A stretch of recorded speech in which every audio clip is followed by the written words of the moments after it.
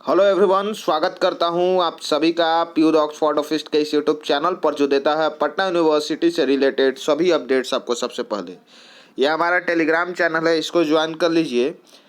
जो सिलेबस के पीडीएफ्स है या स्टडी मटेरियल्स हैं या जो भी अपडेट्स हैं वो सबसे पहले जो हमारा टेलीग्राम चैनल है वहीं पर अपलोड किया जाता है, उसके बाद फिर आपको यूट्यूब पर मिलता है। इसके साथ ही साथ हमारा ये 2 पर्सनल व्हाट्सअप नंबर है, इन दोनों में से किसी पर भी आप कांटेक्ट कर सकते हो अगर आपका कोई भी पर्सनल क्वेरी या कन्फ्यूजन है, and within few hours we will try to respond it. इससे पहले जो हमारी सिलेबस सीरीज थी उसमें हमने यहाँ पर पॉलिटिकल साइंस का जो फर्स्ट ईयर का पेपर 1 और पेपर 2 था उसको डिस्कस किया था, और साथ ही साथ जो हिस्ट्री है उसका पेपर 1, यहाँ पे हमें प्राचीन भारत यानी एंशिएंट इंडिया में एंशिएंट इंडिया के बारे में पढ़ना था, और वहाँ पर हमारा जो लास्ट यूनिट था वो था गुप्त साम्राज्य, ठीक है, जिसको हम लोग गुप्त डायनेस्टी भी बोल सकते हैं। तो वहाँ तक हमने उसके डिक्लाइन और डिसइंटीग्रेशन तक बातें पढ़ी थी। अब जो आपको पेपर 2 जो पढ़ना है हिस्ट्री में, वो आप बोल सकते हो कि इंटरनेशनल हिस्ट्री यानी जो अंतर्राष्ट्रीय इतिहास है उससे संबंधित है, और आपका जो पेपर 2 है उसका नाम है राइज ऑफ मॉडर्न ईस्ट, यानी कि पश्चिमी जो सभ्यता है उसका किस तरह से आधुनिकीकरण होता है, और वो जो आधुनिकीकरण है उसका उदय कैसे होता है 15वीं शताब्दी से लेकर के अमेरिकन रिवॉल्यूशन तक। अमेरिकन रिवॉल्यूशन कब हुआ था? 1765 में, 1765 से 1783 तक, 18 सालों तक जो है वो अमेरिकन रिवॉल्यूशन चला था। इसके बारे में भी बात करेंगे। तो चलिए एक एक करके यूनिट बाय यूनिट डिस्कस कर लेंगे कि पूरा आपका सिलेबस क्या है पेपर 2 का हिस्ट्री का फर्स्ट ईयर के लिए। चलिए दोस्तों, आ गए हैं हम यहाँ पर सिलेबस पे। देखिए, जो आपका पेपर है उसका नाम है राइज ऑफ मॉडर्न ईस्ट, 15वीं सेंचुरी से लेकर के अमेरिकन रिवॉल्यूशन तक, ठीक है, जिसमें आपको जो यूनिट 1 पढ़ना है उसका नाम है transition from feudalism to capitalism. Feudalism का मतलब होता है, अगर हिंदी में बात करें तो सामंतवाद, और कैपिटलिज्म का मतलब होता है पूंजीवाद। तो किस तरह से जो यूरोप के देश हैं वहाँ पर फ्यूडलिज्म से कैपिटलिज्म यानी सामंतवाद से पूंजीवाद जो है वो किस तरह से आया। आपको मालूम होगा कि यूरोप में जो है वो फ्यूडलिज्म एग्जिस्ट करता था, यानी जमींदारी जो व्यवस्था थी हमारे यहाँ, जहाँ पर एक इंडिविजुअल के पास, एक व्यक्ति विशेष के पास बहुत बड़ी मात्रा में जो है वो ज़मीन होता था, और उसके अंदर बहुत सारे लोग काम करते थे, और उसके बदले में वो उन लोगों को प्रोटेक्शन देता था। कैपिटलिज्म का मतलब क्या हो गया? कैपिटलिज्म का मतलब हो गया कि ज़मीन से जो है अब बात बिजनेस की तरफ यानी व्यापार की तरफ आ गई, और पूरा जो व्यापार है उस पर एक व्यक्ति विशेष का अधिकार होता था, और वो जो है उस व्यापार को चलाता था अपने प्रॉफिट के लिए, ठीक है। तो इसके बारे में आपको पढ़ना है कि यूरोप में जो है वो किस तरह से यहाँ पर फ्यूडलिज्म से कैपिटलिज्म आया, यानी जमींदारी व्यवस्था जो सामंतवाद था उससे किस तरह पूंजीवाद आया, ठीक है, ये आपको पढ़ना है यहाँ पर। अब जो आपका दूसरा यूनिट है वो है आपका, देख लीजिए, mercantilism to the age of commercial capitalism. Mercantilism किसको कहते हैं? कंफ्यूजन होगा बहुत सारे लोगों को।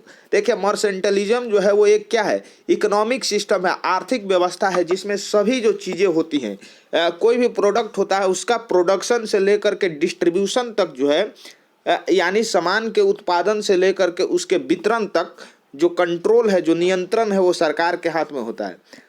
और फिर यहाँ पर कमर्शियल कैपिटलिज्म आया। कमर्शियल कैपिटलिज्म का मतलब क्या हो गया कि अब जो सरकार से हट करके नियंत्रण जो था वो कैपिटलिस्ट के पास चला गया, जो पूंजीवादी थे उनके पास चला गया, और वो जो है वो अब कंट्रोल करने लगे कि कितना सामान जो है, कितना प्रोडक्ट जो है वो प्रोड्यूस होगा, कितना डिस्ट्रीब्यूट होगा, ये सब चीज़ें। फिर आप यहाँ पे पढ़ेंगे जियोग्राफिकल डिस्कवरीज के बारे में, ठीक है, इसके क्या कारण थे, क्या कोर्सेज थे, और क्या सिग्निफिकेंस यानी इम्पोर्टेंस था। आपको मालूम है कि फिर 1494 में जो कोलंबस था वो उसने अमेरिका की खोज की। फिर 1498 में वास्को डी गामा ने भारत की खोज की। तो इसके पीछे क्या कारण थे? कारण था व्यापार था। फिर उसके बाद उपनिवेशीकरण हुआ, कोलोनाइजेशन हुआ, ठीक है, और इसका क्या इंपॉर्टेंस था, इन सभी विषयों को आप यूनिट नंबर 3 में पढ़ेंगे।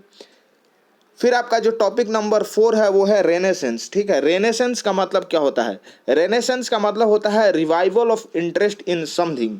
मान लीजिए कोई चीज़ है जिसमें पहले आपकी रुचि थी, बाद में आपकी रुचि खत्म हो गई, लेकिन कुछ समय बाद फिर उस काम में आपकी जो रुचि है वो बढ़ गई। तो ये जो पूरी प्रक्रिया है उसको कहा जाता है रेनेसेंस। तो ये जो रेनेसेंस था ये यूरोप में चला था 14 से 16 सेंचुरी के बीच में, और इसमें जो है यूरोप में आर्ट का, आर्किटेक्चर का मतलब बहुत तेज़ी से डेवलपमेंट हुआ।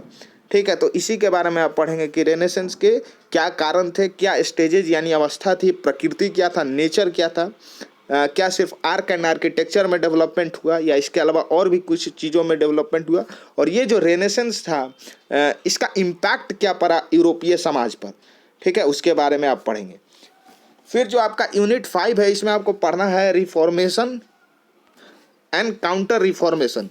ठीक है, रिफॉर्मेशन क्या होता है? देखिए, रिफॉर्मेशन ये होता है कि अगर मिडिल एजेस की बात करें, जो मध्य कालीन समय था, 15 सेंचुरी के आसपास का जो समय था, तो वहाँ पर जो चर्च होता था, यानी कि क्रिश्चियन धर्म में चर्च होता है, तो ये जो चर्च था ये बहुत स्ट्रांग हुआ करता था।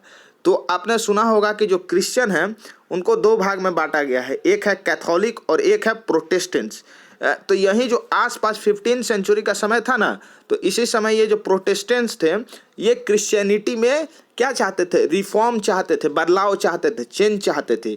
लेकिन ये जो कैथोलिक चर्च था ये इनका अपोज करता था। ठीक है, जो प्रोटेस्टेंट्स थे इनको अपोज करता था। तो ये जो चेंज लाना चाहते थे उसको कहा गया रिफॉर्मेशन, और जो कैथोलिक चर्च इनका अपोज करता था, इनको विरोध करता था, उसको कहा गया काउंटर रिफॉर्मेशन। तो इन दोनों का जो रिफॉर्मेशन और काउंटर रिफॉर्मेशन था, इसके पीछे क्या कारण था, क्या स्टेजेस थी और क्या इसका इम्पैक्ट पड़ा, इसके बारे में आप पढ़ोगे। फिर जो अगला यूनिट हमको पढ़ना है वो है एज ऑफ इनलाइटमेंट। ठीक है, एज ऑफ इनलाइटमेंट क्या है? देखिए, एज ऑफ इनलाइटमेंट जो था ना, ये एक आप बोल सकते हो कि फिलोसफिकल मूवमेंट था, जिसको हम बोल सकते हैं कि दार्शनिक जो था ये मूवमेंट था। और इसमें जो लोगों का नज़रिया था, चाहे गॉड को लेकर के, चाहे नेचर को लेकर के, ह्यूमैनिटी को लेकर के, ठीक है, ये सभी जो है इसमें बदला, और लोग जो है वो इनलाइटन्ड हुए। ठीक है, लोग ज़्यादा समझदार हुए। तो इसका क्या क्या फीचर था और क्या क्या इम्पैक्ट था यूरोपीय समाज में, इसके बारे में आपको पढ़ना है। फिर आप यहाँ पे पढ़िएगा emergence of nation state, special reference to France. हाँ, यहाँ पर आप पढ़िएगा किस तरह से लुइस 14 जो थे उस समय फ्रांस के राजा थे। ठीक है, और फिर इनके बाद यहाँ पर फ्रैटर्निटी, इक्वालिटी एंड लिबर्टी का कॉन्सेप्ट आता है। इनको जो है सत्ता से बाहर कर दिया जाता है, और किस तरह से फिर फ्रांस में जो है वो डेमोक्रेसी इस्टेब्लिश होती है, और इस तरह से नेशन स्टेट का इमर्जेंस होता है। लेकिन वहीं आप फिर पढ़िएगा यूनिट नंबर 8 में बेनोवेलेंट डिस्पोटिज्म। ठीक है, बेनोवेलेंट का मतलब हुआ वहीं इनलाइटमेंट, इनलाइटेंड। ठीक है, जो हमने बात की थी एज ऑफ इनलाइटमेंट की, तो इसका मतलब हुआ कि बेनोवेलेंट डेस्पोटिज्म यानी इनलाइटेंड डेस्पोटिज्म। मतलब कि डेस्पोटिज्म का मतलब होता है तानाशाही। तो एक तरफ जहां यूरोप में डेमोक्रेसी आ रही थी, वहीं जो रसिया और पर्शिया जैसे देश थे वहां पर पीटर द ग्रेट और फेडरिक जैसे जो तानाशाह थे, उन्होंने कहा कि हम जो हैं वो क्या है, बेनोवेलेंट डेस्पोट हैं, यानी कि मतलब कि बहुत ही इनलाइटेंड जो है वो तानाशाह हैं, और जो समाज का विकास है वो डेमोक्रेसी से नहीं हो सकता है। तो इस तरह से यहाँ पर आप फिर यूरोप से थोड़ा सा हट करके रसिया और पर्शिया में उस समय क्या पॉलिटिकल स्थिति थी, क्या राजनीतिक अवस्था थी, उसके बारे में आप पढ़िएगा। ठीक है, फिर आपको जो पढ़ना है वो है यूनिट नंबर 9। यूनिट नंबर 9 में आपको पढ़ना है growth of parliamentary institutions in England. ठीक है, किस तरह से यहाँ पे जो था वो यहाँ पे नॉर्मन किंग्स का काउंसिल था, नॉर्मन किंग्स से किस तरह फिर हाउस ऑफ लॉर्ड्स बना, फिर 1911 का पार्लियामेंट्री एक्ट आया, और हाउस ऑफ लॉर्ड्स का जो पावर था ये ट्रांसफ़र हो गया किसके पास, हाउस ऑफ कॉमन्स के पास। ठीक है, तो इन सभी के बारे में आपको इस 3 यूनिट में पढ़ना है, ब्रिटिश किंग के बारे में, इन सभी के बारे में। चलिए, यहाँ पर जो यूनिट नंबर 10 है ये है आपका इंडस्ट्रियल रिवॉल्यूशन। ठीक है, causes and impact. Industrial revolution जो हुआ था कब से कब तक हुआ था? इंडस्ट्रियल रिवॉल्यूशन जो है इसकी शुरुआत आप मान सकते हो कि 70-60 इसके आसपास हुई थी, और ये 1820 तक चला। इसमें हुआ क्या कि पहले जो भी प्रोडक्ट बनता था ना वो आप बोल सकते हो कि हैंडमेड होता था, लेकिन इंडस्ट्रियल रिवॉल्यूशन में जो प्रोडक्शन था उसका मेकनाइजेशन हो गया, यानी मशीनीकरण हो गया। ठीक है, और अब चीज़ें जो हैं वो बहुत तेज़ी से उनका उत्पादन होने लगा। ठीक है। यहाँ पर फिर एक्सप्लॉयटेशन भी होता है, वर्कर्स का विरोध भी होते हैं, ठीक है। इन सभी के बारे में आपको पढ़ना है यहाँ पर, इंडस्ट्रियल रिवॉल्यूशन के बारे में। फिर आपको पढ़ना है अमेरिकन रिवॉल्यूशन के बारे में। अमेरिकन रिवॉल्यूशन मैंने शुरू में ही बताया कि कब हुआ था, 1765 से इसकी शुरुआत हुई थी और ये 1783 तक चला था, ठीक है। ये जो है वो हुआ था जो अमेरिकन रियल रेसिडेंट्स थे, जो वहाँ के मूल निवासी थे, और जो ब्रिटिशर्स थे उनके बीच में यहाँ पर हुआ था। और ये एक आप बोल सकते हो कि पॉलिटिकल या आइडियोलॉजिकल मूवमेंट था, ठीक है। राजनीतिक या दोनों के बीच में हो गया था। और अमेरिकन जो थे वो चाहते थे कि वो उनके देश पर उनकी सत्ता हो, और ब्रिटिशर्स जो थे वो कॉलोनियर्स थे,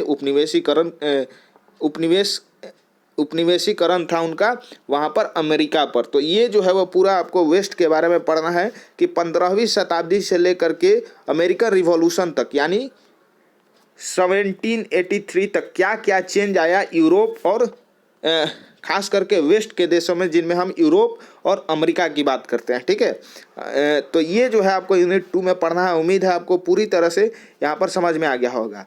अब देखिए मैं आपको बता दूँ, हाँ, तो मैं आपको बता दूं कि यहाँ पे जब आप जाइएगा तो आपको देख रहे हो कि आप 13 बुक्स जो है वो रिकमेंड किए जाएंगे आपको ये 10 टॉपिक्स पढ़ने के लिए। उससे अच्छा क्या है, उससे अच्छा ये है कि आप जो है वो हमारा बुकलेट, प्यू द ऑक्सफोर्ड ऑफ वेस्ट का बुकलेट, जो कि सिर्फ 200 रुपीज़ में आपको अवेलेबल करवा दिया जाएगा 20 से 25 जनवरी के आसपास, ठीक है। 20 से 25 जनवरी के आसपास ये बुकलेट जो है वो हम लोग अवेलेबल करवाने का प्रयास करेंगे। थोड़ा सा लेट हो सकता है, लेकिन ये आप मान के चल सकते हो कि 20 से 25 के आसपास ये अवेलेबल हो जाएगा, ठीक है। तो मैं कहूँगा कि 13 बुक्स खरीदने के बजाय और आप सिर्फ 200 रुपीज़ यहाँ पे स्पेंड करो और आपको पूरा जो है वो यहाँ पर कंटेंट अवेलेबल करवा दिया जाएगा, बेस्ट कंटेंट। आपको ये बुकलेट मिलेंगे इन दोनों व्हाट्सएप नंबर पे, आप कॉल करके प्री बुक करवा सकते हो। प्री बुकिंग कब से होगी उसका भी डेट हम लोग अनाउंस कर देंगे, फ़िलहाल अभी नहीं हो रही है, तो जैसे ही होगी आप यहाँ पे प्री बुकिंग करवा सकते हो और बुकलेट आपको हम लोग खुद आकर के डिलीवर कर देंगे। बहुत बहुत धन्यवाद वीडियो देखने के लिए। बाकी वीडियो पसंद आई हो तो वीडियो को लाइक कीजिएगा, चैनल को सब्सक्राइब कीजिएगा और शेयर कीजिएगा अपने फ्रेंड्स के साथ। जय हिंद, जय भारत।